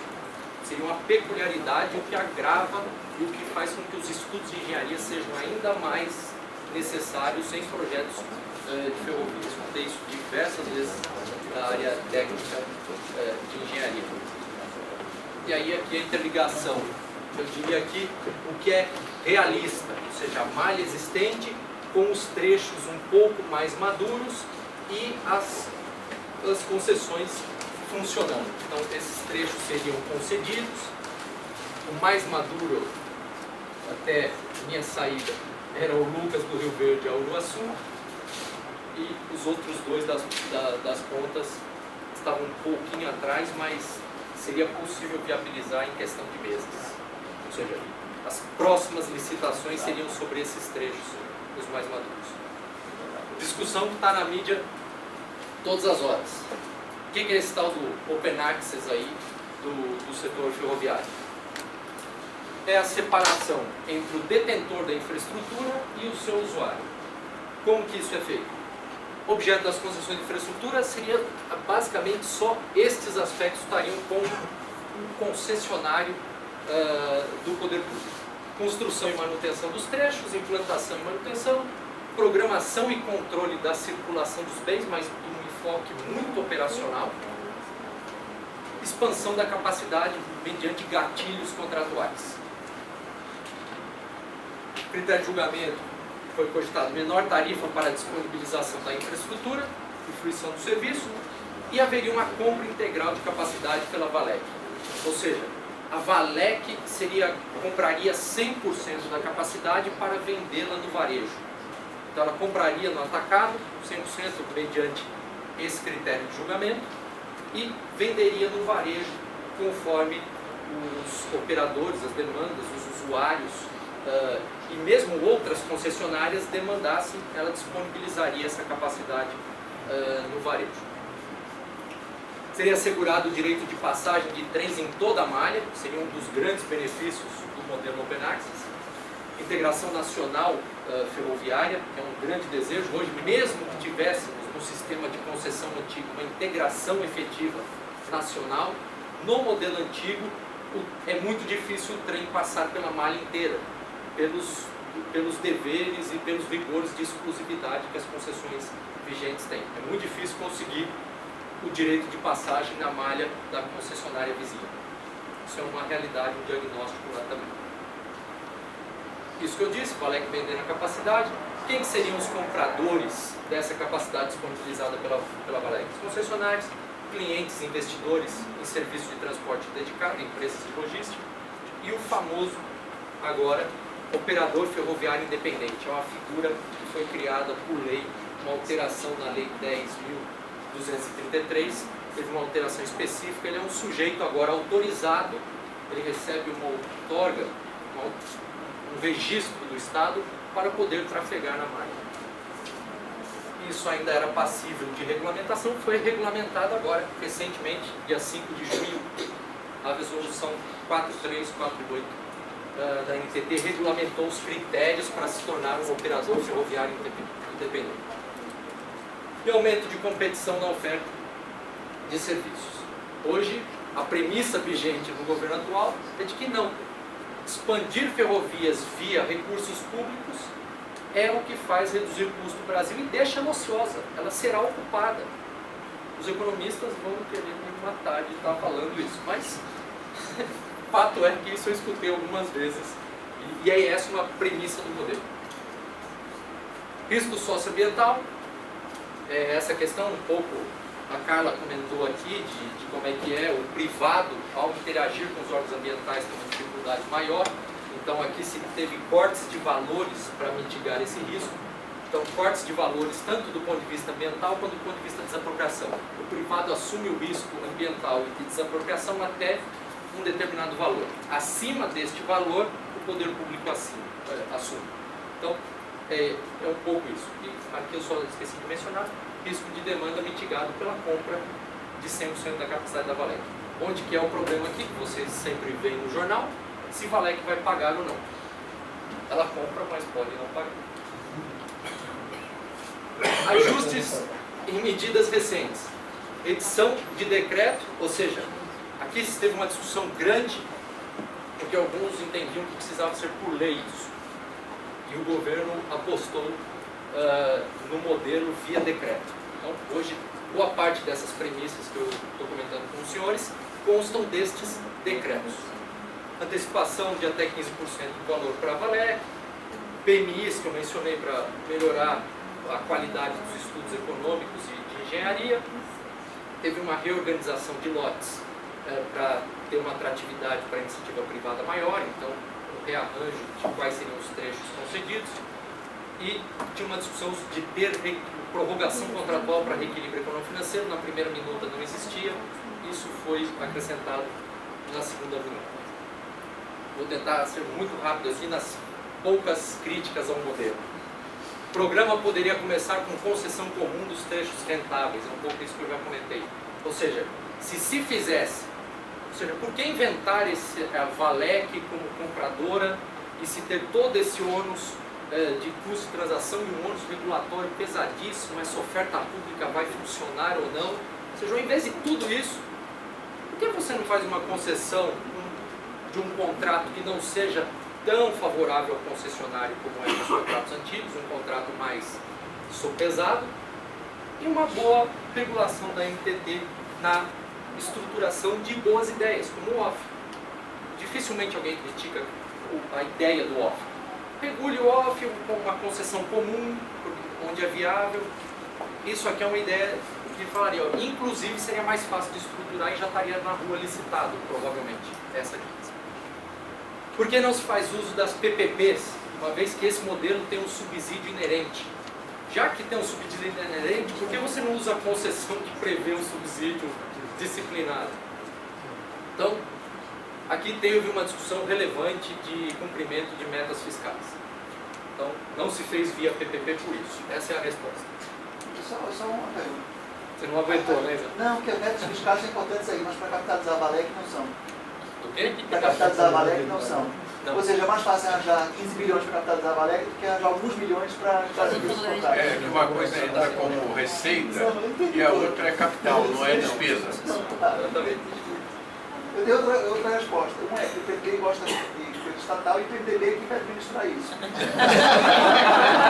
Você que está dizendo. Você que está dizendo.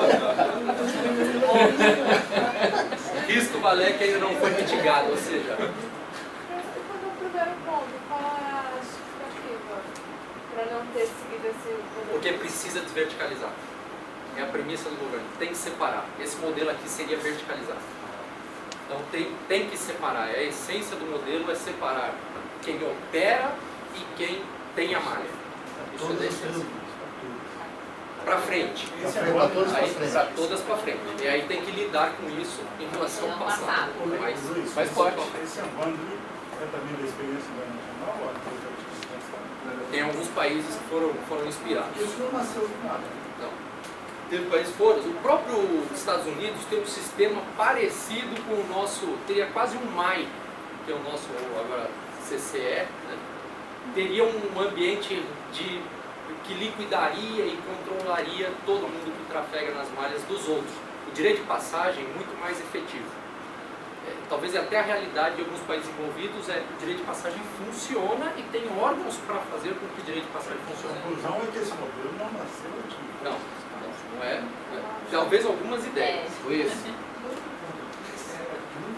não vira o debate com muita força. É que a questão de isenção de unbundling é bem feita, considerando que você tem problemas de concorrência sérios com a integração vertical, mas que o valor do investimento em nova infraestrutura em alguns ambientes pode superar o benefício social de ter uma melhor eficiência educativa nos setores afetados. Talvez. Essa discussão eu não vi lá. Essa é muito sofisticada para ela. Luiz, posso só interromper um minutinho? Eu também não aguentei, porque eu estou estudando o assunto atualmente. Esse modelo de desverticalização é o que está sendo adotado na Europa agora. Tem um regulamento na Europa da metade da década passada, segunda metade da década passada, que prevê toda a desverticalização e que os países têm que adotar e estão passando a adotar os restritos dos países. Tá? Quem quiser mais informação, depois eu posso passar sobre isso. Tanto que o governo está num esforço grande de tentar contratar a estatal alemã, que é quem faz a gestão, seria o papel da Valec aqui. É uma estatal alemã que está tentando, com duras penas, contratá-la, mas está difícil. Não se consegue contratar. Melhoria de projetos de engenharia e VTS, eu disse. Ou seja, é porque estavam muito pouco maduros os projetos de engenharia, de forma que isso ia virar um preço absurdo na licitação. A questão da integração nacional, isso aqui é um pouco casado com o primeiro ponto. A integração nacional pelo modal ferroviário é importante, mas não deveria ser a meta. Ou seja, aquele modelo de integração pressupõe essa integração nacional e ela pode ser ociosa por um tempo. Ele parte dessa premissa. Então isso aqui, por quê? Porque ele já quer deixar integrado. Então essa crítica é um pouco ligada. Olha, integrar não é meta, vamos fazer só o que é viável economicamente no primeiro momento. Depois a gente pensa em como é que universaliza, se é que é o caso. Separar o prestador do serviço do detentor da via, como comentei. Então, desafios da regulação. Tentei colocar em um slide para eu encerrar minha fala. Questão, lidar com o passado, presente e futuro. Ou seja, o desafio da regulação, se esse novo modelo vingar, teremos dois ambientes muito diferentes do ponto de vista contratual e de regulação. Então, o que eu tentei chamar aqui de passado, presente e futuro seria o passado, o direito de passagem nas concessões antigas e torná-las mais eficientes. Como eu disse, os contratos antigos eles são muito confortáveis aos seus respectivos concessionários, mas é demais. Então, nesse aspecto, é sempre difícil. Qualquer discussão do poder concedente com o concessionário tem faca e o queijo na mão nessas concessões antigas. Então, é sempre via mediação, é sempre via devolução de trecho.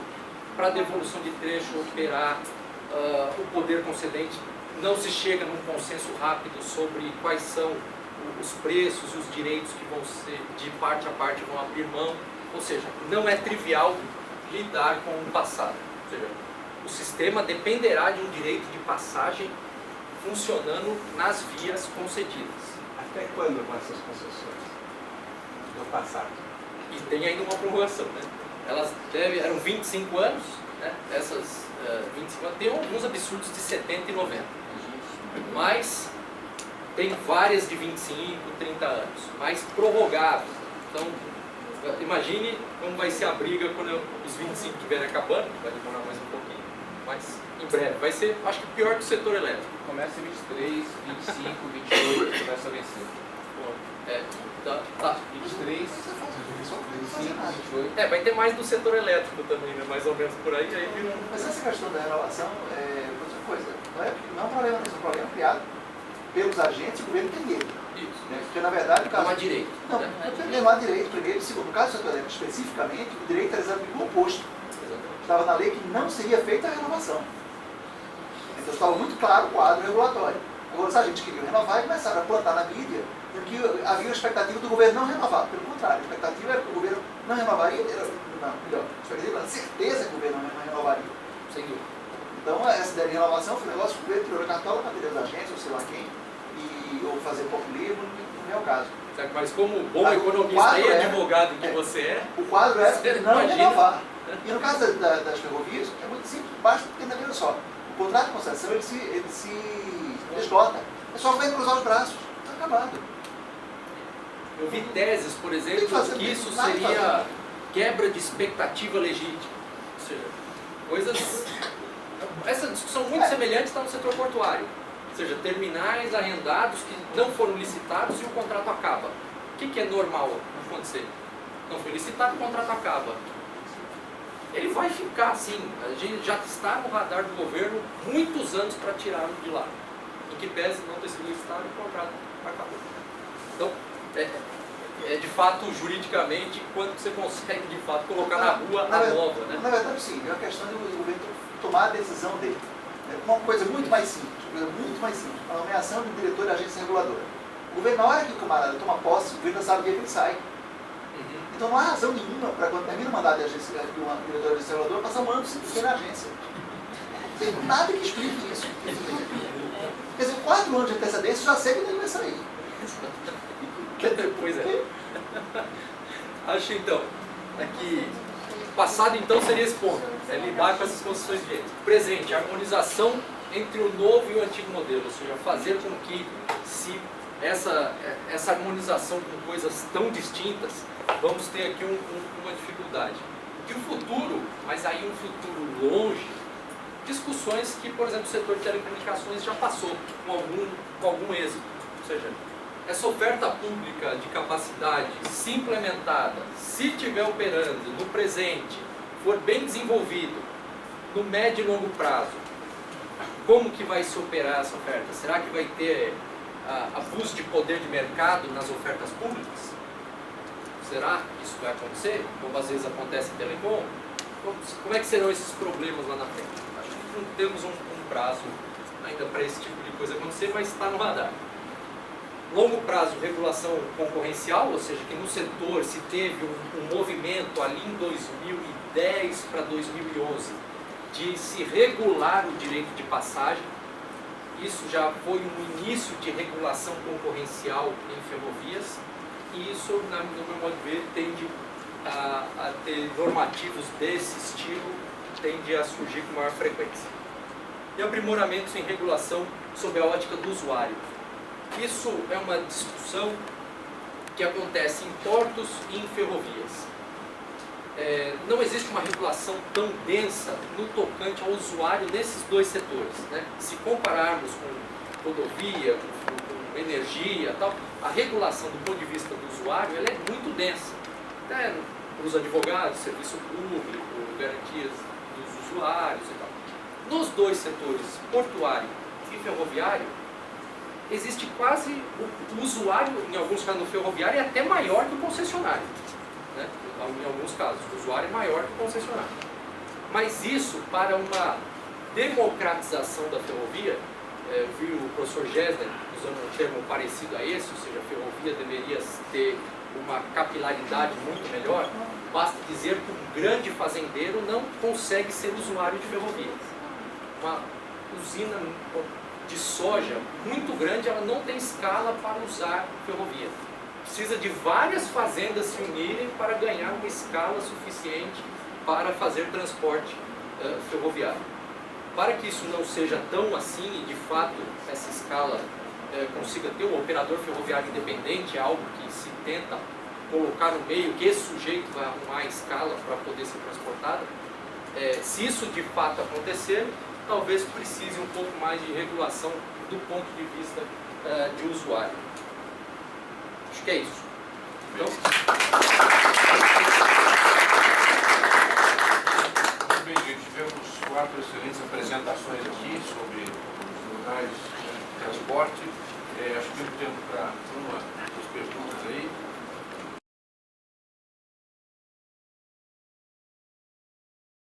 Vou perguntar para você da parte, como que a TESP vem lidando com questões, talvez atuais ou até futuras em questões de rodovia e compartilhamento de infraestrutura, seja com o setor elétrico ou outros setores? Então, existe uma previsão, é bem interessante isso, até faz parte dos contratos de concessão como receita acessória, que a receita é pela ocupação da faixa de domínio por concessionárias como de energia, de gás, de saneamento, de telecomunicações. Então, existe uma portaria da TESP que regulamenta valores, as condições em que isso tem que ser autorizado, e isso constitui receita acessória das concessionárias. Isso é uma coisa mais tranquila. Recentemente, a gente passou a ter problemas assim, difíceis, né, nesse aspecto, porque, em especial, as concessionárias de energia passaram a não efetuar mais, vamos dizer assim, o pagamento dessa taxa de ocupação aos concessionários de rodovia.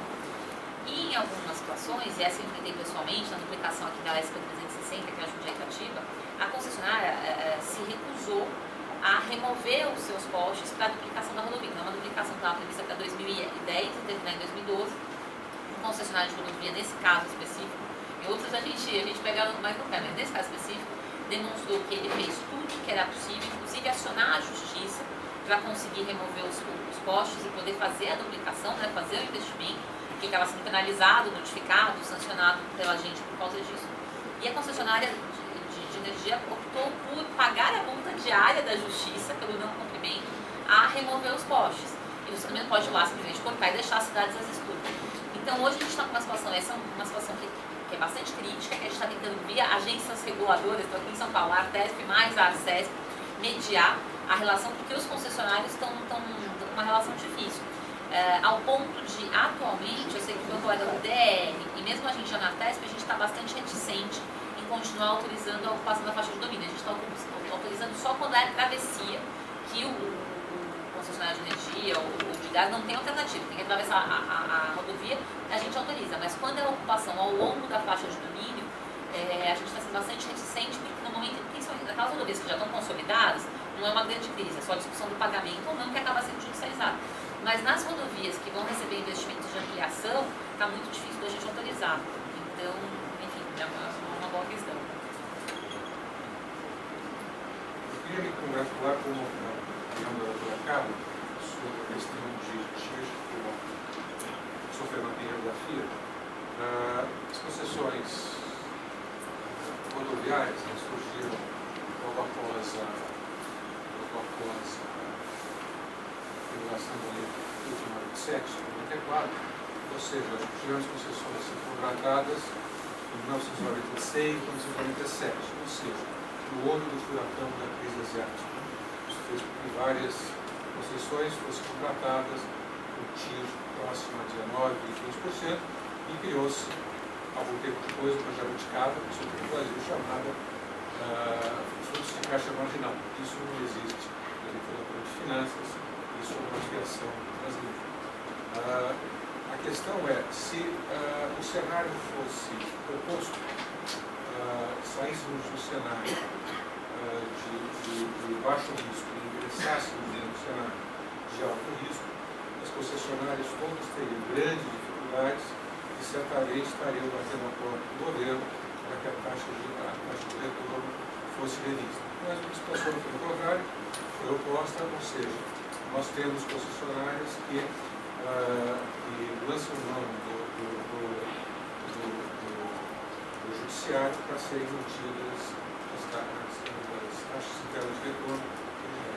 Por isso, a iniciativa de fazer com que, de trazer o setor o mesmo padrão utilizado na pesca, de WOC, né, eu acho muito proveitoso e vai tirar o risco das concessionárias, que é o risco advindo do cenário econômico, que pode contribuir substancialmente para a questão de publicidade tarifária. É só um comentário que eu queria fazer. Eu não sei qual é a perspectiva da pesca em trazer todas as concessões para o uso do WOC, repactuando a parte de segurança, como o código da pesca, mas eu acho a ideia excelente. A gente está buscando, quando você está tratando de questões que não são afetas ao contrato de concessão original, isso é muito tranquilo. A gente tem uma resistência enorme das concessionárias no momento, inclusive a maioria optou por não participar de discussões, de consultas públicas, de discussões públicas, né? Já é uma posição, vamos dizer assim, bastante dura, mas eu acho que depois que passar do susto, e percebendo que era um bom encaminhamento, principalmente para você manter uma boa qualidade na prestação de serviço, que tem investimentos que não tem como, você tem que fazer. Então, senão você começa a receber inquérito civil do Ministério Público, apurando se o serviço está sendo prestado, porque a lei de concessões também prevê, né, do serviço sendo adequadamente prestado. Então, eu acho que para questões de obras novas, isso hoje é relativamente tranquilo. Agora, já em relação ao passado, muito difícil, né? Aí a gente não tem, e mesmo a jurisprudência hoje mais consolidada nessa linha de manutenção da atitude passada. E uma coisa que é interessante nesse aspecto, a gente teve concessionárias que ingressaram em juízo contra o Estado quando teve a crise em 2007, e que você teve também uma certa dificuldade de captação, elevação de taxas. Então a gente teve uma concessionária especificamente que ingressou em juízo contra o Estado e que nos chamou muita atenção, porque esse risco, né, de alocação de financiamento, alavancagem, sempre foi uma coisa claramente do concessionário para bem e para mal, né? Então a gente acabou tendo essa dificuldade super compreensível, não é que você chega 15 anos depois e critica, mas enfim, em função do momento lá de 1996, 97, e aí eu ainda brinquei, eu falei, olha, eu gostaria de ver o parecer do advogado que orientou vocês a ingressarem em ação judicial. Eu falei, olha, se vocês saírem vencedora, o Estado perde uma, mas eu ganho em todas as outras. Mas é lógico, quer dizer, se a mudança das condições econômicas e o potencial de mexer no custo de capital e na taxa de retorno for entendido pelo judiciário como algo que é passível de ser revisto, então nesse caso vocês vão conseguir rever para cima e imediatamente eu vou ingressar com uma ação para rever todas para baixo. Então eles brincaram, mas eles perderam, porque o judiciário confirmou então a impossibilidade de alterar isso, né, de querer repassar, do privado querer repassar esse risco ao poder público em função das disposições contratuais, e aí, enfim, então ficaram mantidas aí para as condições de presente. Pergunta aqui. Só uma palavrinha sobre esse modelo ferroviário. Ele guarda algumas semelhanças com o modelo de transporte no setor de gás canalizado. Porque você tinha um estoque até 2009, mais ou menos de 10 mil toneladas de gasolina, que estava sob o regime de autorização, essas autorizações foram renovadas para mais 30 anos. Né? E esses gasodutos autorizados, eles eram todos, são do grupo Petrobras, que construiu e opera esse gasoduto. Já a partir de 2009, qualquer novo gasoduto, ele tem que ser construído sobre um regime de concessão. E essas concessões, elas, com base no planejamento, etc., né, como o setor elétrico, essas concessões têm algumas regras semelhantes. Quem transporta não tem nada a ver com quem carrega, quer dizer, quem compra os espaços, né, nas vias dos gasodutos como nas ferrovias. Né?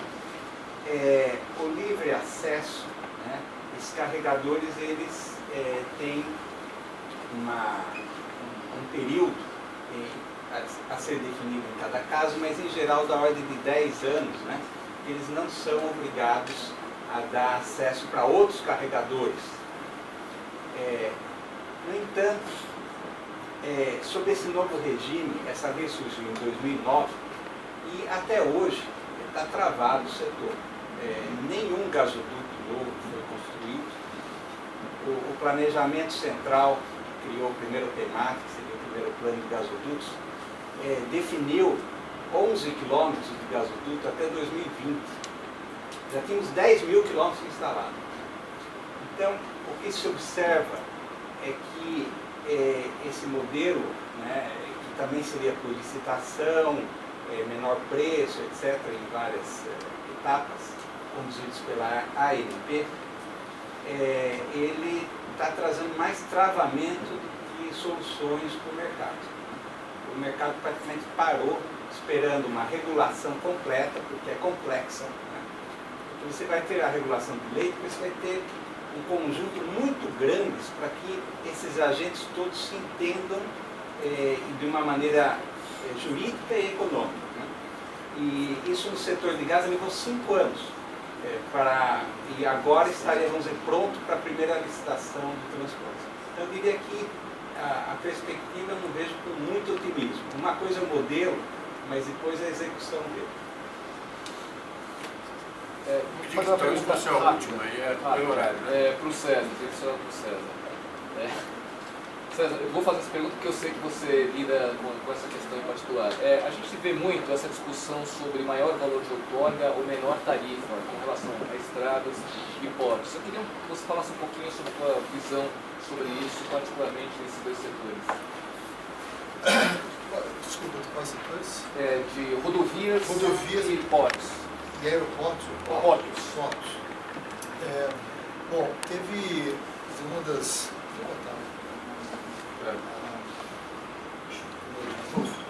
quer dizer, nessa última lei teve uma mudança que você, na verdade, permitiu que você fizesse, que essas autorizações eram basicamente mau valor de outorga. É no final mesmo. Pode ser aí, pode ser aí. Quer dizer, você teve essa mudança aí, quer dizer, você basicamente essa lei 12.815 serão considerados como critério para julgamento de forma isolada ou combinada, então, quer dizer, você pode combinar isso, maior capacidade de movimentação, menor tarifa ou menor tempo de movimentação de carga.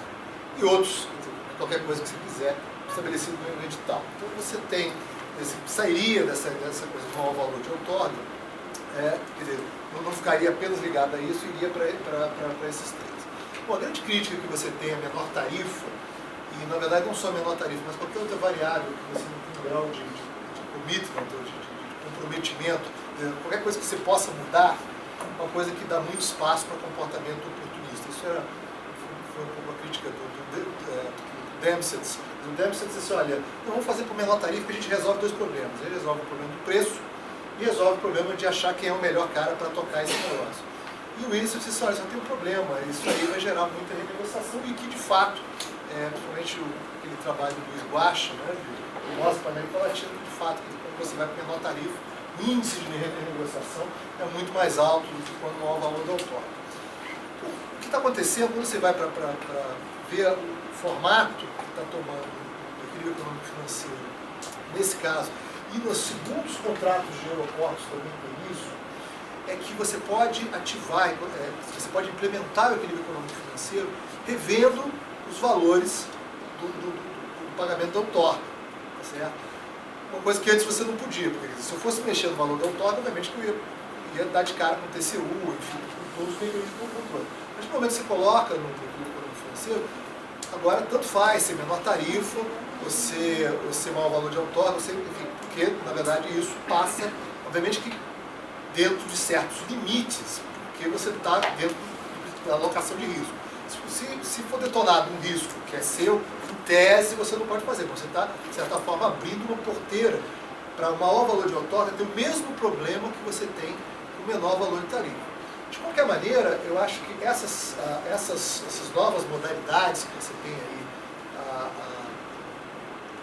em portos, elas, quer dizer, são mais suscetíveis para você ter uma renegociação ruim. Então, quer dizer, a questão, e no caso específico de menor tarifa, no caso de portos, você está introduzindo um negócio que não existe, que é o controle tarifário. Então, quer dizer, na verdade, sempre se entendeu que esse setor, diferentemente de aeroportos e tal, você, na verdade, tinha espaço para atuar sem controle de tarifas. E, de repente, se você introduzir isso, você indiretamente depois, você começa com o primeiro, depois você vai nas regras de reajuste ali, e aí talvez não seja uma boa ideia esse tipo de coisa.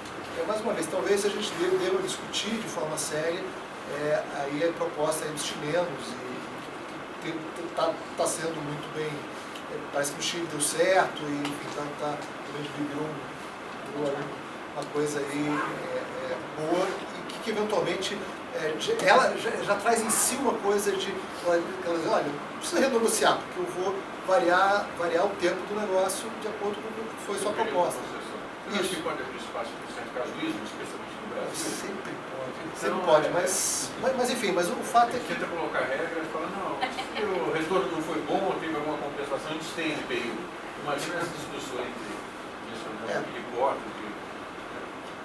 enfim, não existe nada imune ao problema. Mas no caso, desses elementos que foram colocados, menor tempo de movimentação, até porque, enfim, não sei em que medida você tem controle sobre isso. Né? Se você não tem controle sobre isso, como é que você vai lidar em termos disso? Então, na verdade, uma coisa bem prática, porque assim, você quando faz uma licitação de menor tarifa, você está assumindo que as condições ideais vão se perpetuar. Ou seja, no caso brasileiro, ou no caso concreto, que é da BR-116, na Bahia, e que quando o governo licitou, o governo definiu a PPP, mas resolveu não fazer, jogou fora os estudos que tinha, começou de novo, resultado, quando licitou, veio a crise europeia. Aí todas as previsões de captação de recursos em condições muito favoráveis, desapareceram. O empreiteiro ganhou a licitação, imaginava que ia conseguir financiamento do BNDES ou do Banco do Nordeste, e por razões que não vale a pena citar aqui, não conseguiu, porque as portas do BNDES e do Banco do Nordeste se fecharam, e ele teve que arrastar as obras na Passo de Cágara, ameaçado de perder a concessão e etc. Porque na hora da licitação, menor tarifa, ele imaginou que tudo ia ficar do mesmo jeito para sempre. Então, precisa até terminar as obras, os investimentos são 70% do capital envolvido. Então, é aquela coisa, é uma licitação extremamente arriscada, do ponto de vista do concessionário, que ele imagina que vai tudo isso vai permanecer, e do governo, que precisa conseguir ser prestado. Você tenta tendo, quer dizer, deságios espetaculares, sempre a medida de sucesso. Olha como, quer dizer, que aquele sucesso de curto prazo, e que depois, e na verdade, quando você vai ver os reajustes, todos estão para mais. Assim. Eu estou sempre acompanhando, está sempre dando para mais. No caso de 7 lotes, 6 atrasado. No caso de 6 atrasado. É aquela história, é muito barato, só que você não tem. Só fazendo um parênteses aqui, porque tem um link que o César comentou. O governo tinha forçado a tarifa em alguns terminais. Aí o TCU falou, expanda para todos. Então, aí o TCU, assim, algo que é criticável, e talvez não tenha homogeneidade de serviço para ser tarifado, se você tarifa aqui, o terminal foge para cá e cobra outro serviço, ele pode cobrar muitos outros serviços do que o que se nomeou como tarifa. O TCU diga, expanda e põe a cap em tudo. Aí o governo teve que fazer a alquimia muito maior para aí sim forjar tarifas em terminais que não faziam o menor sentido. Então esse foi um dos ajustes do TCU. Então esse tinha um problema. Gente, eu acho que em termos do horário que a gente chegou, queria aqui agradecer nossos palestrantes, né, dando diversas apresentações, o desafio de fazer da logística em 2 horas, aí, cobrir 4 semanas, né, 4 locais, já conseguimos responder o problema. Agradecer em nome da FIC a presença de vocês aqui nesse nosso seminário, agradecer toda a organização do seminário que foi feita pelo Cleveland e passar para ele a palavra para fazer esse agradecimento. Na verdade, não mais do que 1 minuto, eu sei que está todo mundo indo embora, já está no meio. Só queria agradecer a presença de vocês aqui, eu acho que foi uma coisa bastante interessante ao longo do dia. Essa é a primeiro seminário que nós montamos aqui na esfera de regulação, virão outros e nós vamos ter um foco muito mais de um setor específico para a gente ter mais tempo para debater. A ideia hoje era muito mais atraí-los para o problema que está sendo vivenciado e convidá-los a participar cada vez mais. E quem tiver interesse, o nosso curso, as discussões estão abertas também. Obrigado, gente.